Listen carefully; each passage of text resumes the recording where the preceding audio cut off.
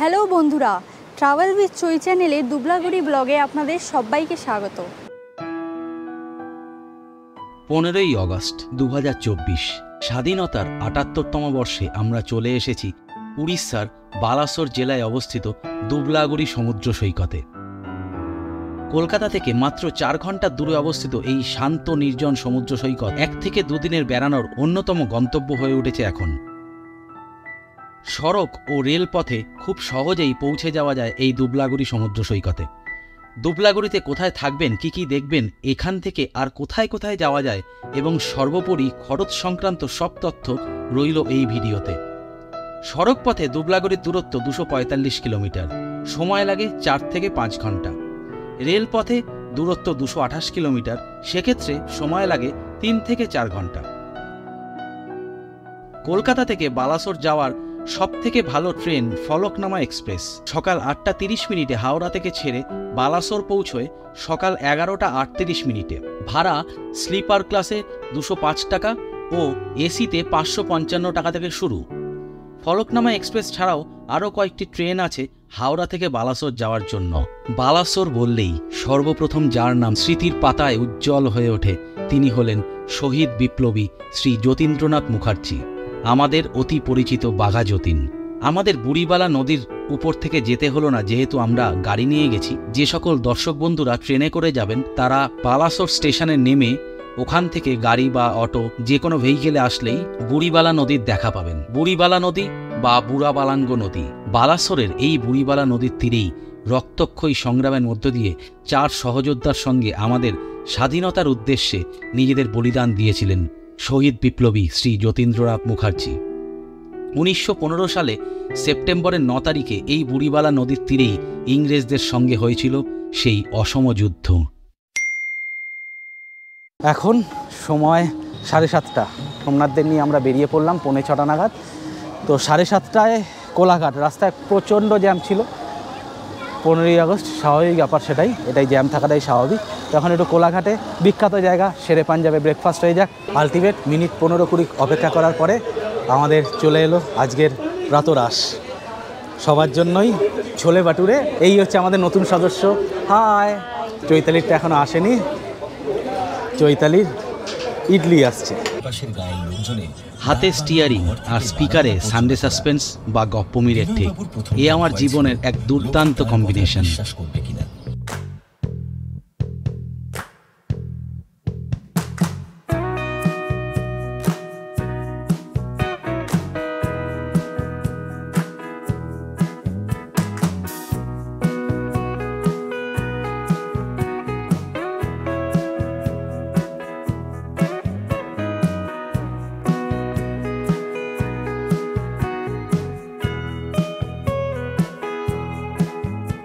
এই মুহূর্তে প্রায় 11টা বাজে। আমরা চলে এসেছি বালাসোর থেকে অনেকটা ভিতরে রেলওয়ে স্টেশন। এই সামনেই ডান দিক থেকে রেলওয়ে স্টেশনটা এসে তলা থেকে ঢুকে যাচ্ছে এই সাইডে বালাসোর, আর এই সাইড থেকে আসছে কলকাতার রাস্তাটা আমার পিছন দিক থেকে এসে এই সাইড থেকে ঢুকে যাচ্ছে। এখান দিয়ে গিয়ে বাঁ দিক যেতে হয়। তো এই কার্ডটা যদি মনে রাখতে পারেন সুবিধা হয়, না হলে গুগল মাই কি যায়। তাহলে চলো, দেখা হচ্ছে বাবলস অফ লাক্সারি থেকে। এটাই আজকে আমাদের ঠিকানা, আমাদের আস্তানা দুবলাগুড়িতে। এই মুখটা থেকে আমাদের হোটেল বা দুবলাগুড়ি বিচ আর মাত্র 17 কিলোমিটার। সময় লাগার কথা প্রায় 40 মিনিট মতো।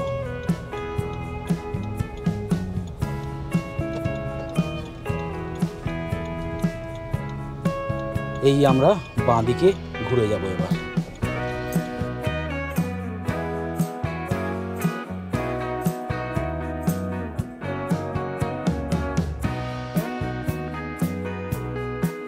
তো বন্ধুরা, ভিতরের রাস্তাটা তোমরা দেখতেই পাচ্ছ।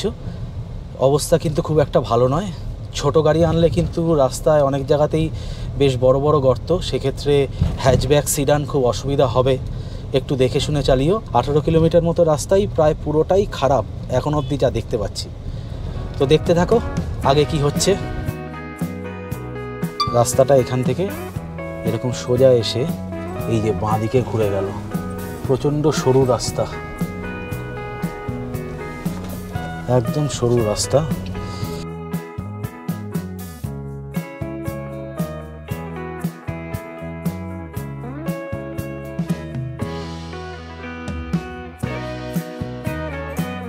তো বন্ধুরা, আমাদের এই নতুন বাহন আমাদেরকে নিয়ে চলে এলো এই দুবলাগড়িতে। সর্বমোট আমাদের 248 কিলোমিটারের যাত্রাপথ। ওই মোটামুটি 11:30টাই ধরো, আমরা বাড়ির থেকে বেরিয়েছিলাম 5:30, 11:30 মানে 5 ঘন্টা সময়। তো 5 ঘন্টায় আমরা আসলাম 248 কিলোমিটার।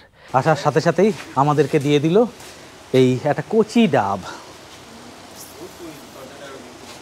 দারুণ খেতে। চৈতালি হয়ে গেছে খাওয়া? ভালো লেগেছে কি? তোর আরও একটা চাই? চৈতালির আরও একটা চাই, হলে খুব ভালো হয়। তাহলে আবার আসতে হবে। এই হচ্ছে বাবলস অফ লাক্সারির সম্পূর্ণ এরিয়া। এই যে সামনে দেখছেন, এইটা হচ্ছে ডাইনিং প্লেস, দেখাবো আপনাদের আলাদা করে। আর এইগুলো সব হচ্ছে লাক্সারি টেন্ট, সুইস টেন্ট বলা হয়। আর এখানে দুটো ঘর আছে। সুইস টেন্টগুলো কিন্তু সব এসি। হ্যালো, এই হচ্ছে টেন্ট। এই যে এখানে একটা খাট আছে, ডবল বেড। আর এখানে দেখতে পাচ্ছেন চেয়ার, টেবিল, বেশ সুন্দর। ইভিনিং বসার জন্য, বেশ টাইম কাটানোর জন্য বেশ ভালোই। আর এদিকটায় এসি লাগানো আছে। আর এদিকটায় হলো আমাদের একটা আলমারি আছে, বেশ সুন্দর।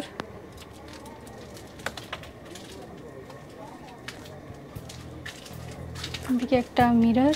আর এই যে ওয়াশরুম, বাথরুমটাও বেশ সুন্দর।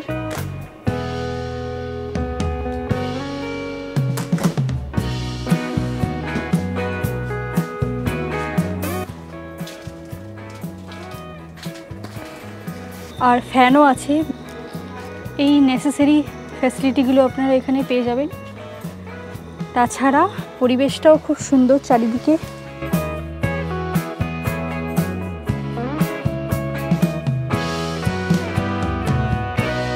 এটা হচ্ছে সোমনাথদের ঘর। এখানে স্প্লিট এসি আছে, একটা ফ্যান আছে, তো আমাদের ওখানেও আছে। এখানে আলমারি টাইপ, এখানে ওয়াশরুম, অলমোস্ট সেম। ভালো, বেশ পরিষ্কার পরিচ্ছন্ন। এখানে একটা আয়নাও আছে। তো ওভারঅল আসাই যায়, ভালো ব্যবস্থাপনা। এখানে রেট 2200 টাকা পার হেড।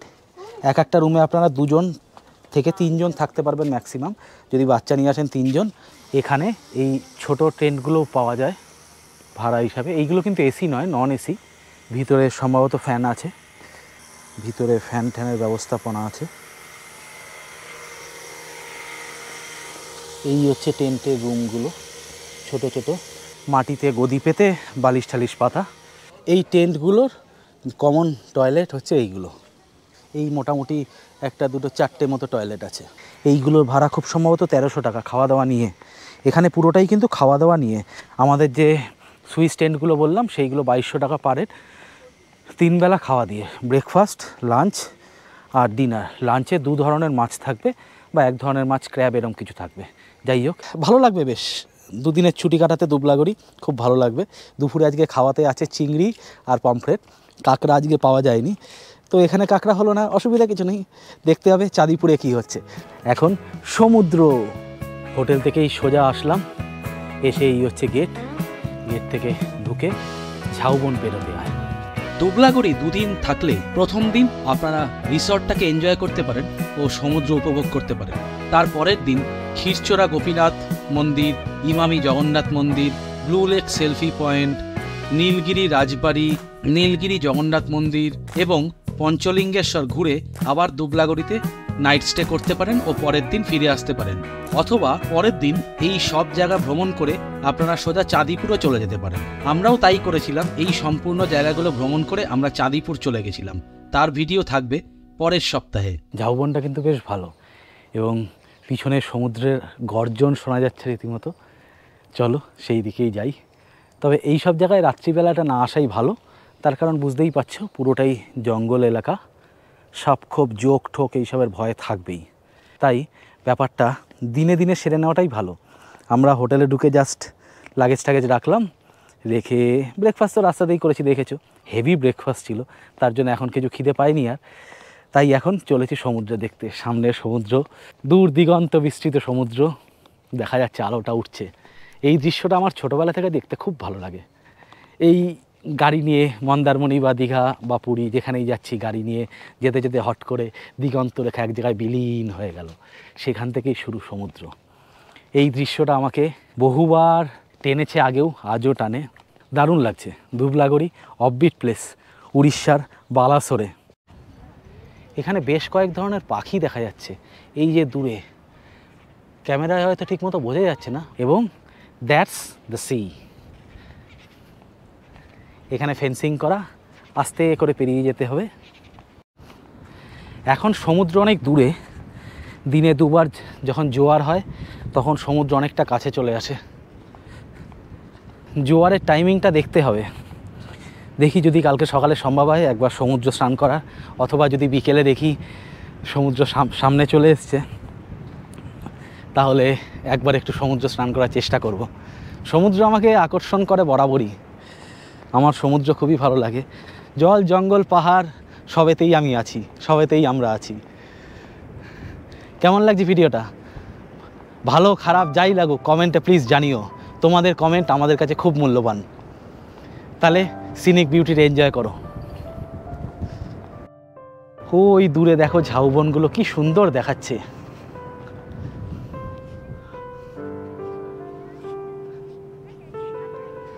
খুব সুন্দর দৃশ্য, একদম ফাঁকা। আমাদের হোটেলে একটা টেন্টও নাকি খালি নেই। ওই ছোট ছোট যে টেন্টগুলো দেখালাম 1300 টাকা করে ভাড়া, সেই টেন্টগুলো বললো কয়েকটা খালি আছে, বাকি নাকি সব ভর্তি। বাট এখনও লোক দেখিনি। অবশ্য ট্রেনে করে আসে তো, ওই যে তোমাদের ট্রেনের ডিটেলসটা বললাম, সেই ট্রেনে করে লোকজন আসে। আস্তে আস্তে হয়তো 1:30-2 বেজে যাবে, তখন হয়তো থাকবে, লোকজন থাকবে। আর এইদিকে দেখো কত ঝিনুক পড়ে আছে। ওই যে বললাম ভার্জিন বিচ, কত ঝিনুক দেখো।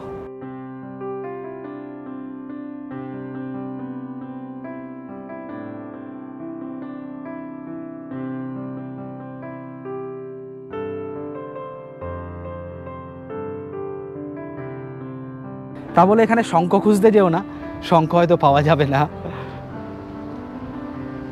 এরকম অনেক ছোট ছোট শামুক ঝিনুক পড়ে থাকে।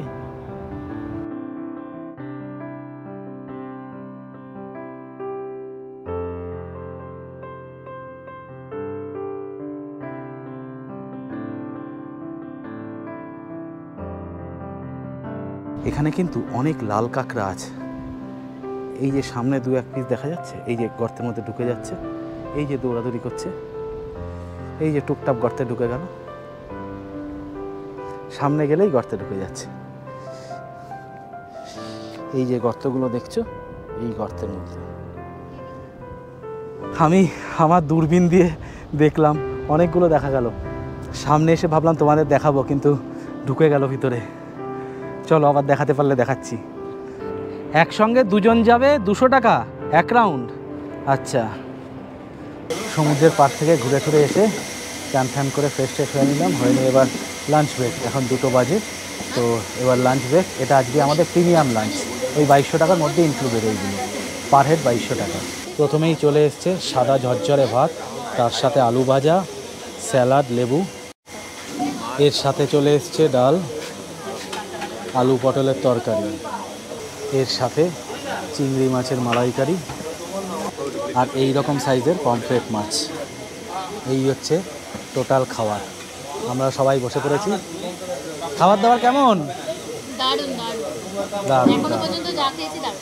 মাছের সাইজগুলো কিন্তু সেই না, এই রকম লেভেলের সাইজ। খাবার দাবারগুলো কিন্তু একদম ঘরোয়া খাবার এবং খুব সুন্দর খেতে। শেষ পাতে চাটনি আর পাঁপড়, গুছিয়ে হলো দুপুরে খাওয়াটা। দারুণ লাগলো। খিদে তো পেয়েছিলই, পেটে তো ছুঁচোগুলো ডন বইটা কুটবস সবই করছিল। ফলে কি খাওয়া খেলাম, অনেক বেশি হয়ে গেল খাওয়া। তো চলো এবার একটু লম্বা হওয়া যাক। বিকেলে বারবিকিউ আর সমুদ্রের পার। এখন ওয়েদারটা আবার মেঘলা হয়ে এসছে, দারুণ ওয়েদার। এর মধ্যে যদি ঝমঝম করে বৃষ্টি নামে খুব সুন্দর লাগবে।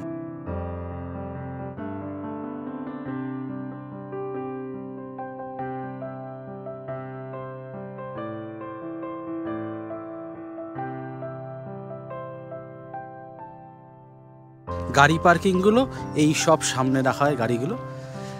আমাদের বাহন কভার দিয়ে ঢেকে দিয়েছি। আর এই হচ্ছে পুরো চত্বরটা, খুব সুন্দর জায়গা। ওই দিকগুলো আলাদা প্রপার্টি আছে, এদেরটা এই যে সবুজ ফেন্সিং করা এই অবধি, এই পুরোটাই। ঘুমে চোখটা একদম লেগে গেছিল, হট করে মৌরি ডাকলো, এই যে মৌরি ডাকলো, ডেকে বললো ঘরে সাপ ঢুকেছে সোমনাথের। ও মানে আমি ঘুমে দেখতে পাচ্ছিলাম না। এই এই যে এই যে কোথায় কোথায় কোথায় কোথায় ওই যে গোসাপ, গোসাপ ওই যে লাইটটা গিয়ে পড়েছে। এই এদিকে এদিকে ওই যে গোসাপ, উরে বাবা ওই দেখো গোসাপ, গোসাপ ঘরের মধ্যে গোসাপ। সাপ ইউ গো গো গো গো সাপ গো গো সাপ গো, গো সাপ গো। দৌড়ে আছে কিন্তু। হ্যাঁ ভালো দৌড়ায়, আশা করি দেখা যাচ্ছে। একটু ভালো করে দেখা। ওই যে সাপটা, ওই তো সাপটা, ওই যে নিচে দেখেছি, ওই যে ওই যে। দেখুন আপনাদের জন্য জীবন বাজি রেখে আমরা দেখাচ্ছি। এই যে গোসাপটা দেখতে পাচ্ছেন। তুই আমাকে এই ভিডিওটা দিয়ে দিস। কি স্যার? এই যে দেখুন, আলোটা ধর, আলোটা ধর। এই যে দেখা যাচ্ছে সাপটা, দেখা যাচ্ছে আশা করি। অনেক বড় গোসাপ, অনেক বড় গো, করছে না কিছু, অনেক বড় গো সাপ। সাপ এরা এবার ভাগানোর চেষ্টা করছে।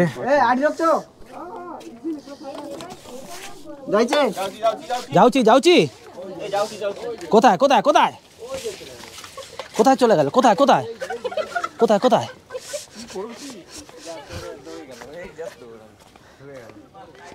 ঢুকে গেছে, এই যে এই সাইডে ঢুকে গেল, এই সাইড দিয়ে চলে গেল।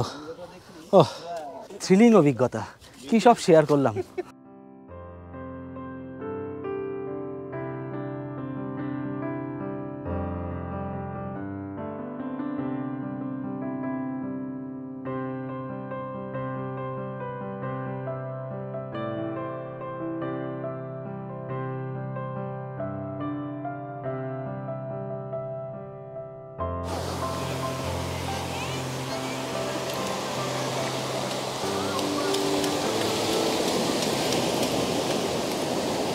Hello,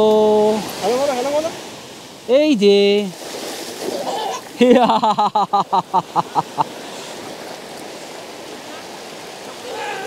hello hello. ও এখন সমুদ্রে লাফাতে ব্যস্ত।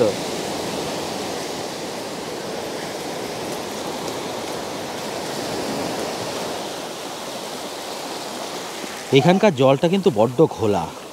আমি যতটুকুনি বুঝলাম দুবলাগড়ি আসার পরে, সব থেকে ভালো চান করা যায় পুরীর সি বিচেই, এবং তারপরে মন্দারমণি অবশ্যই। দেখছেন একদম ঘোলা জল, এই জলে চান করলে একদম বালি বালি কাদা কাদা হয়ে যাবে গা। এই জন্য সব থেকে ভালো পুরীর সি বিচে চান করার জন্য। আমি গোয়া আন্দামান ভারতের মধ্যে বাদ দিলাম, আরও বহু সি বিচ আছে, সেগুলো বাদ দিয়ে আমি বললাম দীঘা, পুরী, মন্দারমণি, দুবলাগড়ি এইগুলোর মধ্যে। এখানে হাঁটলে কিন্তু পায়ে ঝিনুক বিঁধছে। আরেকটা কথা বলে দিই, এখানকার যে জল, হোটেলের যে জলটা, সেই জলটা একটু নোনতা তো বটেই, ফলে জল কিনেই খেতে হবে। আর জলটা একটু মানে হাতে বেশিক্ষণ থেকে যাচ্ছে সামাও, মানে সাবান দিয়ে হাত ধুচ্ছেন তাতেও মনে হচ্ছে পুরোটা হলো না, সেরকম একটা। এখানকার জলটা সেরকম।